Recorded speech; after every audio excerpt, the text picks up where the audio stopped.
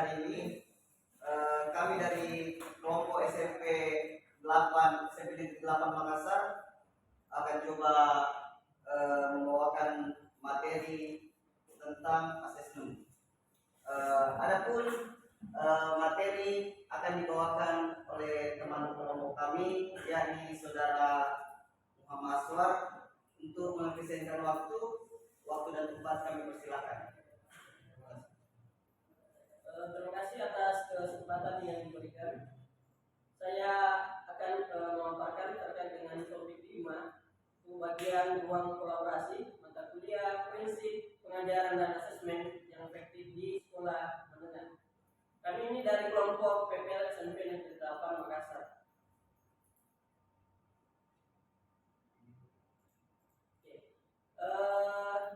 Nama dari kelompok kami adalah yang pertama Takdir Al-Mufasir M. Saya pribadi Muhammad Aswar, kemudian saudara Fardiansyah, Sunarto, Fajar, dan saudara Ilham. Sebelumnya saya akan membacakan instruksi penugasan pada lembar atau LMS. Yang pertama adalah mencermati dan memilih capaian pembelajaran sesuai dengan jenjang sekolah, SMP atau MTS, SMA atau SMK, di mana Anda akan melaksanakan praktik pembelajaran. Kemudian yang kedua adalah menyusun rencana pembelajaran dan asesmen sesuai dengan pembelajaran paradigma baru dan manifestasikan rencana pembelajaran dalam bentuk belajar. Kemudian yang ketiga adalah menyiapkan asesmen diagnostik, formatif atau sumatif yang efektif untuk mengukur hasil belajar peserta didik.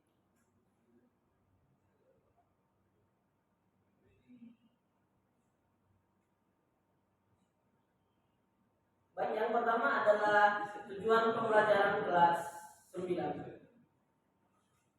Yang mana tujuan pembelajarannya adalah peserta didik melalui pembelajaran basic vokal dapat menunjukkan kemampuan dalam memperhatikan dan menganalisis variasi dan kombinasi gerak spesifik melalui permainan olahraga itu bola voli, passing bawah, passing atas, servis bawah, servis atas, dan smash.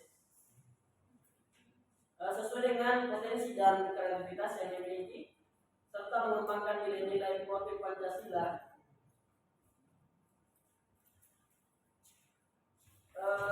dan mengintegrasikan nilai-nilai gerak seperti kolaborasi, kepedulian, berbagi, pemahaman, dan merefleksikan diri terhadap atau menerapkan pola perilaku hidup sehat dalam kehidupan sehari-hari.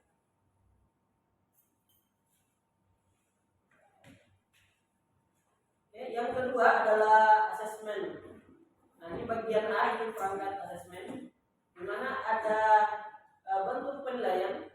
Yang pertama adalah dia asesmen diagnostik, kemudian yang kedua adalah formatif, dan yang ketiga adalah sumatif.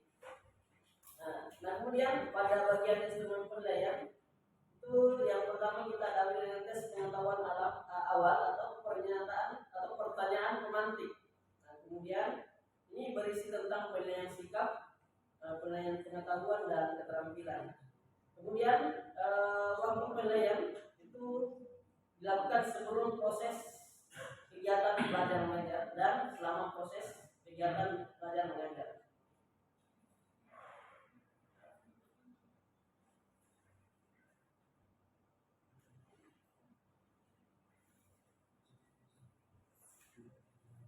Ya, baik, saya lanjut dari presentasi teman saya. Jadi, selanjutnya adalah instrumen dan rubrik pengamatan perangkat asesmen, pengamaran dan perangkat asesmen. Satu, asesmen diagnostik.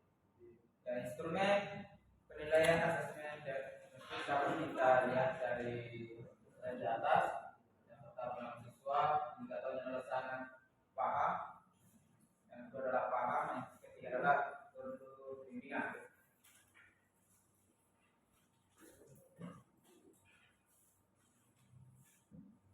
Ya, selanjutnya adalah instrumen soal asesmen diagnostik. Yang pertama adalah apa yang kalian ketahui tentang permainan bola voli.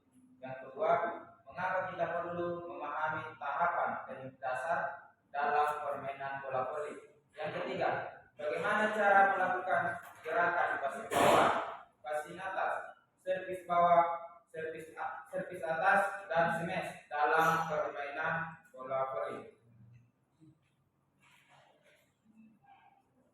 Ya, yang selanjutnya adalah rentang nilai asesmen real estate.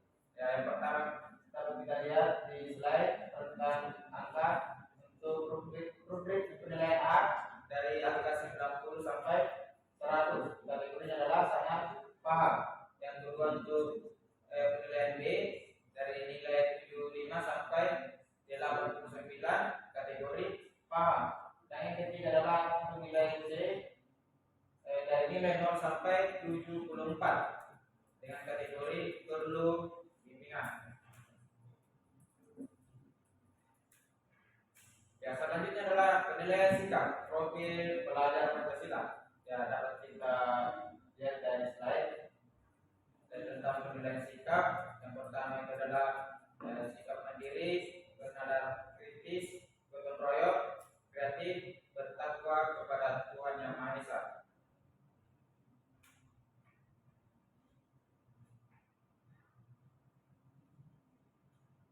Selanjutnya adalah penilaian formatif atau tes keterampilan. Ya, dapat kita melakukan penilaian formatif. Yang pertama yang dapat dilakukan adalah uraian gerakan. Ya, pertama dalam posisi dan sikap awal. Untuk dalam permainan bola voli kita dapat memperhatikan posisi kaki, badan dengan tangan, pandangan mata. Yang kedua adalah pelaksanaan gerak. Ya, yang pertama melakukan variasi gerakan passing bawah, yang kedua melakukan variasi gerakan passing atas, ketiga melakukan kombinasi gerakan passing bawah dan passing atas. Yang ketiga yang dapat kita lihat adalah posisi dan sikap akhir. Yang pertama adalah kaki, badan dengan dan tangan, dan yang terakhir adalah pandangan mata. Oke, selanjutnya dilanjutkan oleh teman saya.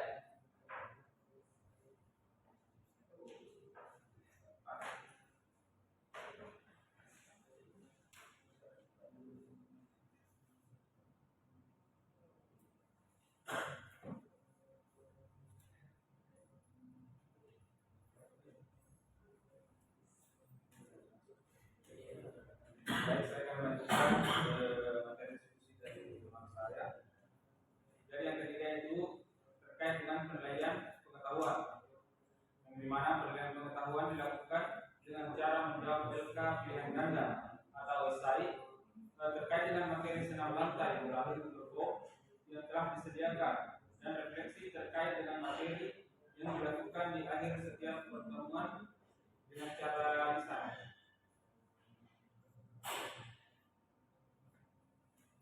Selanjutnya yaitu pengayaan dan remedial. Yang pertama yaitu terkait dengan pengayaan. Pengayaan diberikan oleh guru terkait dengan proses pembelajaran yang dilakukan pada setiap aktivitas pembelajaran. Pengayaan dilakukan apabila setelah diadakan penilaian pada kompetensi yang telah diajarkan pada peserta didik pada setiap aktivitas pembelajaran. Nilai yang dicapai melampaui kompetensi yang telah ditetapkan oleh guru.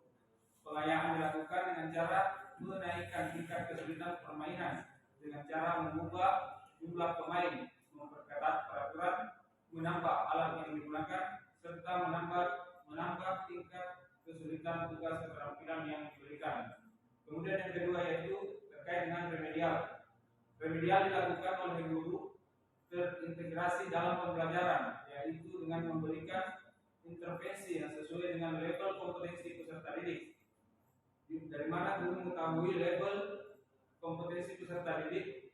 Level kompetensi peserta didik diketahui dari refleksi yang dilakukan setiap kali pembelajaran.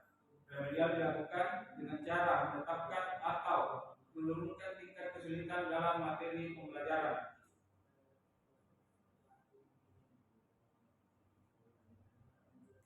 Baik, itulah tadi hasil diskusi dari kelompok kami. Terima kasih.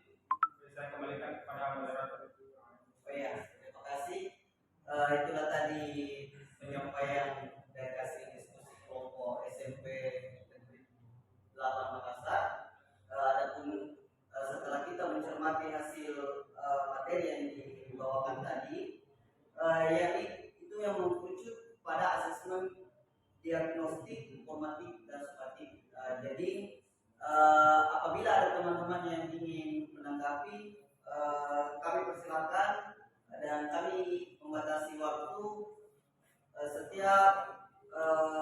kelompok cuma menanyakan satu pertanyaan. Oke, untuk menyelesaikan waktu, kami persilakan untuk kelompok lain untuk bertanya. 3. Oh ya, kami persilakan pada penanya dari kelompok 5 untuk menyampaikan pertanyaannya pada kelompok SMP Negeri 8 Makassar. Waktu dan tempat kami persilakan. Oke, banyak terima kasih saya ucapkan atas kesempatan yang diberikan kepada saya. Jadi ada pun pertanyaan yang ingin saya ajukan yaitu terkait seberapa penting asesmen diagnostik ini dalam membantu guru mengetahui kelebihan dan kelemahan peserta didik itu. Oke, terima kasih. Mungkin saya persilakan langsung pada kelompok 8 untuk menjawab pertanyaan ini.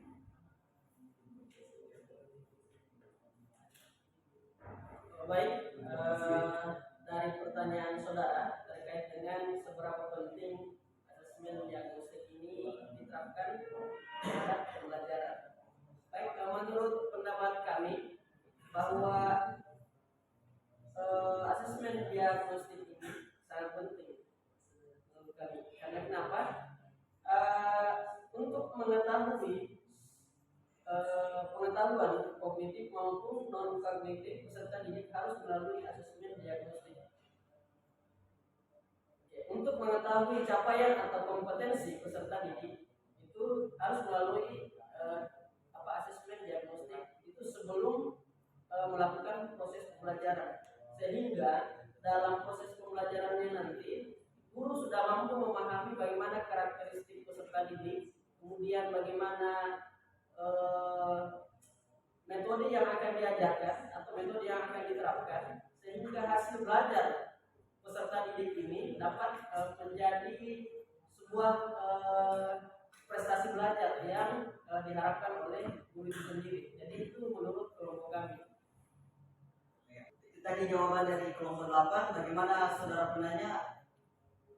Apakah puas? Oke. Ya, saya kira jawabannya cukup jelas sekali dan memberikan pemahaman baru kepada kelompok kami. Saya ucapkan banyak terima kasih. Ya, terima kasih saudara penanya. Saya rasa untuk materi dari kelompok 8 kita batasi waktu karena masih ada beberapa kelompok yang belum menyampaikan hasil diskusinya untuk menghabiskan waktu. Saya kira cukup untuk kelompok 8 pada hari ini. Saya tutup dengan ucapan jazakallahu khairan. Assalamualaikum warahmatullahi wabarakatuh. Waalaikumsalam warahmatullahi wabarakatuh.